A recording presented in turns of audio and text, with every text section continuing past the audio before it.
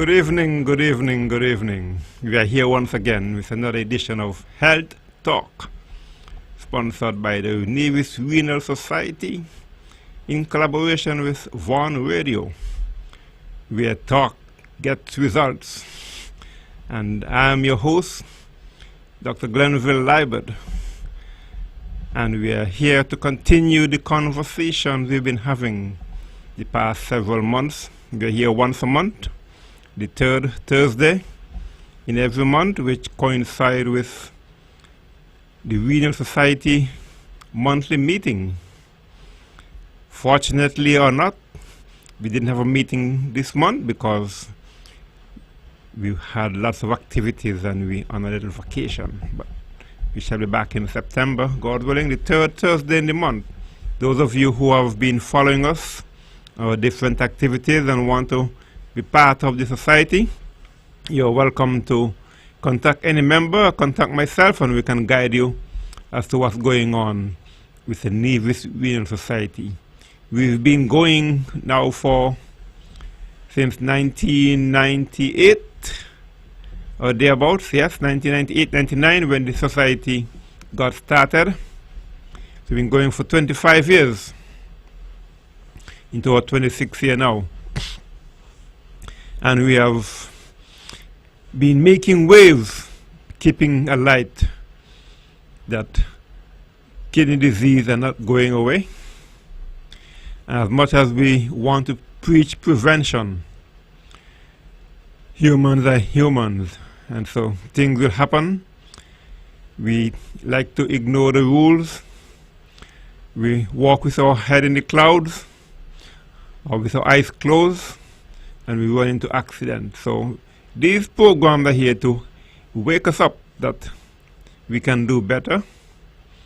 And if we understand what we are dealing with, then we can know how to manage and manipulate. And that's why we need to take time to understand our bodies and how it functions, how it is structured, and then we can know how to take better care of ourselves. And that's what we doctors love to do. We don't just prescribe and give injections, at least not myself. I delight in explaining to you, my patients, how your body operates and how to take better care of it. Because if you don't know, you don't know.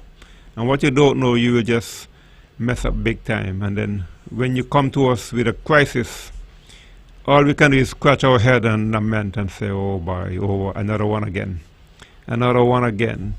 So let us stop that lamentation and make a determination tonight that we will change for the better, that we can do better. And prevention is the best cure, believe it or not. And if we know early, if we're monitoring, if we diagnose early, we can intervene early and we can get good results. We can turn back the hand of death, the hand of destruction, if we monitor early. And so that's my take-home message for you tonight, that it pays to monitor. It pays to know the early warning signs. And even if there are no early warning signs, you do routine checks, because that's when you begin to see trends emerging. And then you could intervene before the symptoms appear, before things get out of hand. And so I want to continue where we left off last time on monitoring your blood glucose, monitoring your blood pressure, monitoring your urine. And there are simple tests that have stood the test of time. So these tests were not developed in a vacuum. They were born out of experience, of lots of research and observation and understanding why people are dying early, prematurely, doing the post-mortem analyses. And then we begin to see patterns emerging. And believe it or not, science, healthcare, development is based on pattern recognition. And once you see a pattern, then you could make certain predictions, and then you could use that pattern to create other patterns and to do other things. And so that is how science began. You know, sunrise, sunset, define day, right? And so, from time immemorial, mankind have been using the patterns of the celestial bodies, the moon, the stars, the sun, and observing the wind, the rain, weather patterns, and then begin to observe other correlates with these patterns. And so in our human body, we can observe patterns by doing certain tests at certain times, and we observe the patterns. And so let's get back to the blood sugar. We have a simple tool called a glucometer. And those of you who have been fortunate to own one, and if you don't own one, just check us. Call 662-5187 and we can guide you how to get a glucometer, because they are everywhere now, and every home should have at least 2 glucometers. If one fails, you have a backup. And everyone should check their blood sugar periodically. That's how you know how the body is handling a load of carbohydrate in your diet. People ask where the sugar comes from. I'm not eating any sugar, but we eat starchy foods. We love rice, we love pasta, flour, corn, breadfruit, yam, tanya, you name it. Those are all starchy foods. And starch is made up of sugars linked together as complex carbohydrates. And in digestion, the body breaks down those bonds of the carbohydrates to release the individual sugar molecules, of which are the building blocks of carbohydrates. Okay? So that's where the sugar comes from, folk. Any starchy food, any carbohydrate will convert to sugar in your bloodstream. So don't think that you're not eating sugar, but you love rice, you love breadfruit, you love potato, white potato, sweet potato, you love a pasta, well, you're getting sugar. You love bread, oh my. Oh my, and that's a big culprit, because we could consume bread when we have, you know, hot butter, bread and butter, pork bread, oh my, and the sugar can go out of control. So, and the thing is that these refined starches, they're addictive. They're addictive. When you start eating, you crave for more, and in no time you consume a whole long bread, a whole pack of crackers, a whole pizza, because yeah, they taste good, you know, and you must give them credit for those cooks who put these things together, but they can be deceptive. And so I just want you to be aware that you have a simple tool that you can acquire, and you can test your blood sugar before a meal and after a meal, immediately after, and you can do it at intervals and chart the results and plot the trend, and you'll be amazed to see how the sugar rise and fall with your meals. And if you want to do another experiment after a meal, test the sugar, then you go on the track, go on the track and run around 10 times, then you check the sugar again, it will have fallen by 10, 20, 30 milligrams, because exercise burns off the sugar in your bloodstream. And so learn to experiment, get experience. Experiment and experience are one and the same, right? Some people say, I don't want to be a guinea pig, but you be your own guinea pig. You do your own experiment on yourself, because we do it every day. We go to a nice restaurant and we see the menu looks tempting, and we try out the new menu options. That's experimenting. So get this out of your mind, that experimentation is bad. That's how life and knowledge and development takes place, by experimenting. And we can do it correctly and we can do it incorrectly, but getting experience is part and parcel of learning, developing, and discovering new things. So I want you to start to experiment with yourself. Get a glucometer and then check your blood sugar first thing in the morning and throughout the day. A simple finger prick. It shouldn't be painful if you use it at the right depth, and then you begin to chart the results. Control the time. between eating and testing, and note the time you eat, the time you test, and keep the record. Do a spreadsheet, put it into the computer, into some algorithm. AI is everywhere, artificial intelligence, and you will see patterns emerging. And then you begin to understand how your body handles food. Whether you eat only meat, whether you eat vegetables, whether you eat starchy foods, flour stuff, whatever it is, you can know the quality, the composition of your meal, and test your blood sugar before and after. And you will begin to learn how your body handles food. And then you will bring the information to us, and we can help you to analyze it and explain, interpret what it is telling you. And so, don't be afraid. Get to know your body and how it operates. And that's how you become in control, and then you can begin to prevent things from going off track. And when you come to us with that data, we can sit down, have a proper consultation, proper conversation, and we can empower you to understand how your body handles food. And it will make my job more enjoyable, so that I don't have to be scratching my head each time you come to the office or I see you in the emergency room, because I know that you can prevent these crises from happening. And when we do meet, we have a good conversation, we discuss real data, we discuss trends and patterns that you have seen emerging from your testing. And then you begin to understand how your body handles food, how it is handling medication, exercise, etc. And then you know that you have your diabetes under control, because you're tracking your blood sugar before meal, after meal. If your 2 hours post meal is 160 or more, you're in trouble. If your before meal after 6 hour fast is more than 110, you're in trouble. So just note those numbers, right? A fasting should be less than 110, between 60 and 110 milligrams per deciliter. Once you start getting up between 110 and 120, you are flagged as pre-diabetic or somebody at risk. We say impaired glucose tolerance.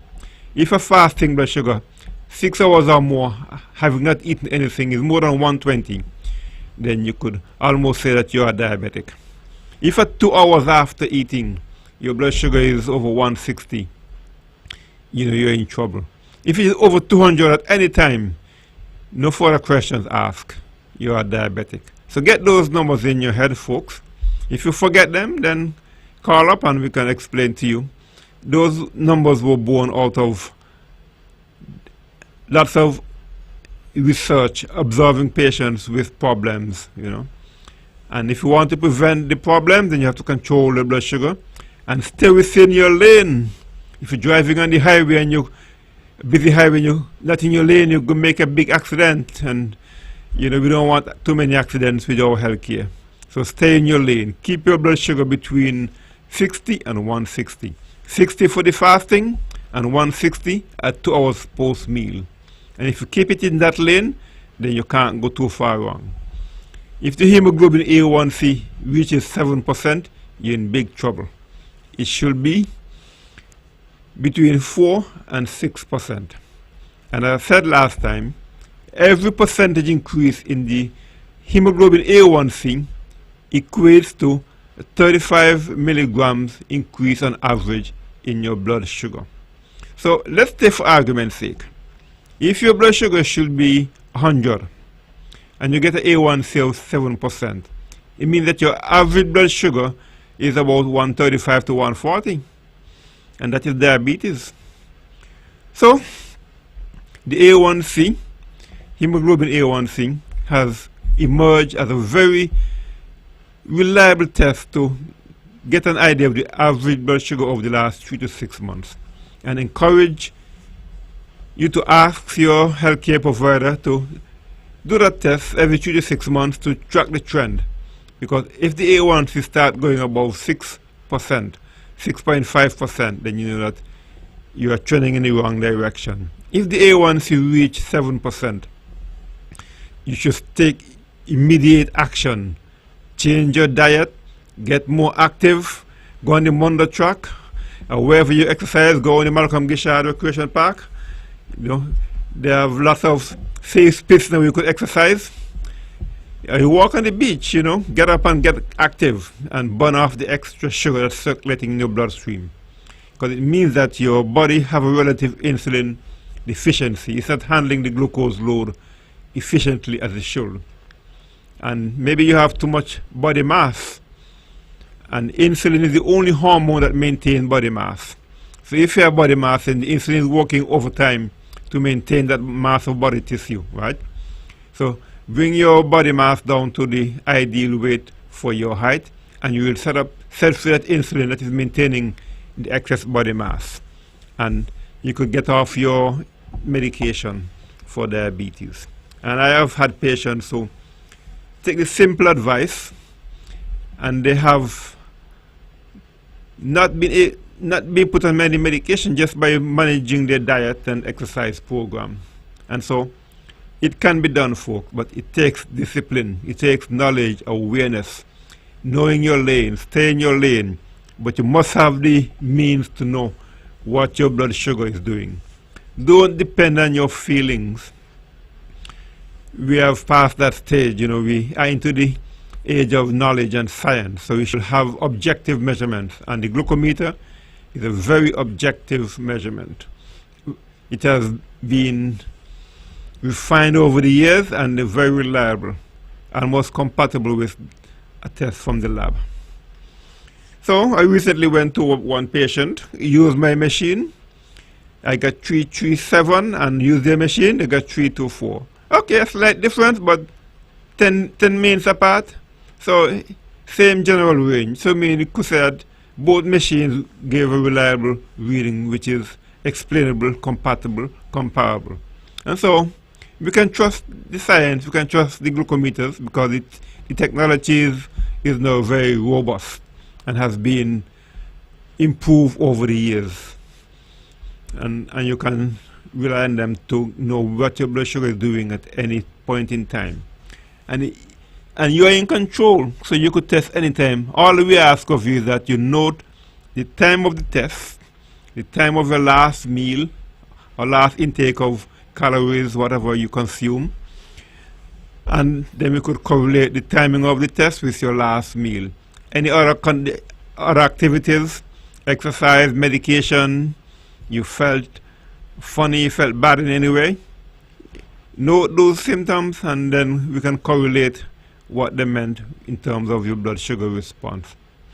And so I will just take a short break for station identification, and we will get back to you with more details of how you could be empowered by monitoring your blood sugar and other parameters on a regular basis.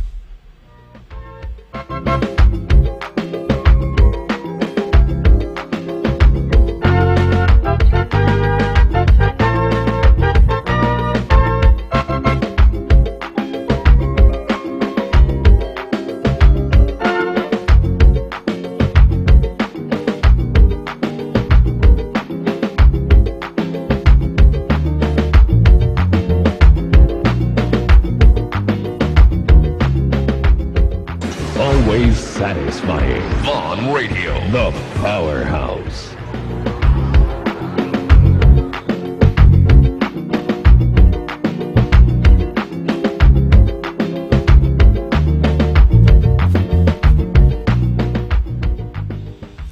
So we are back again. Health Talk, the Navy's Renal Society, in collaboration with Vaughn Radio, bring you these sessions once a month, every third Thursday, between 7:30 and 8 p.m. so you can tune in and be informed as to your health. And we are focusing on those conditions that damages your kidney, diabetes and hypertension, and they are very rampant in St. Kitts and Nevis. And so we need to be aware and know what we need to do to monitor our blood sugar, to manage our diabetes, because from the statistics, the incidence of diabetes is rising. 13% of the population is affected, and the number is increasing. So 1 in every 7 person can be having that condition. And so we need to be aware of these things. Our modern industrial lifestyle, we are very sedentary.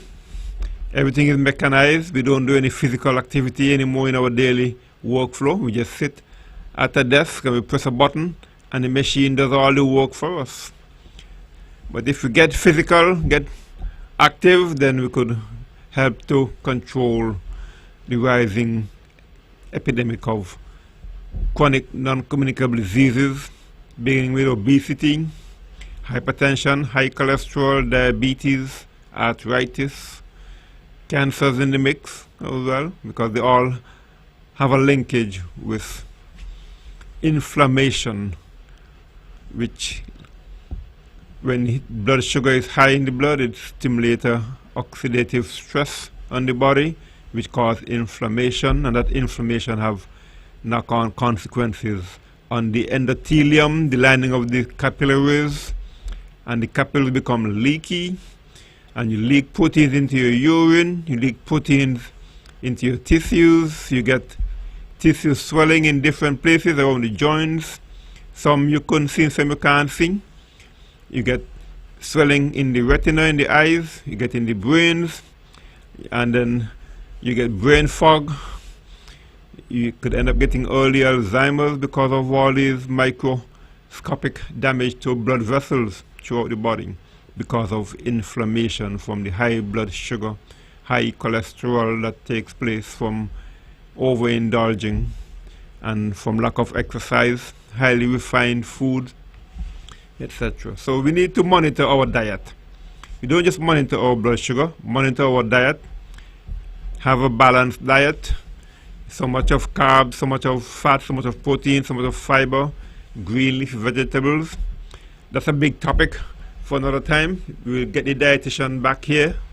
Some time ago we had Miss Pemberton. She did an excellent job. We got to get her back here again to give us some details on how the diet, how to manipulate your diet to control these chronic conditions of hypercholesterol, hyperglycemia, kidney disease, etc.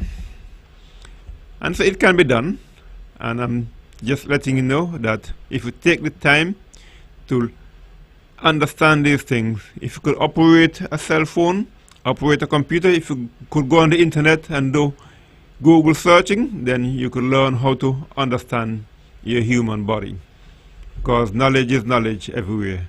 It's what you put your mind and interest on that you will acquire skill and you will learn about. So take the time to learn about your blood sugar, what causes it to go up and down, and how you could manipulate that parameter and stay within your lane, 60 to 160. Simple numbers to remember, right? You shouldn't go below 60. If blood sugar below 60, you're going to hypoglycemia.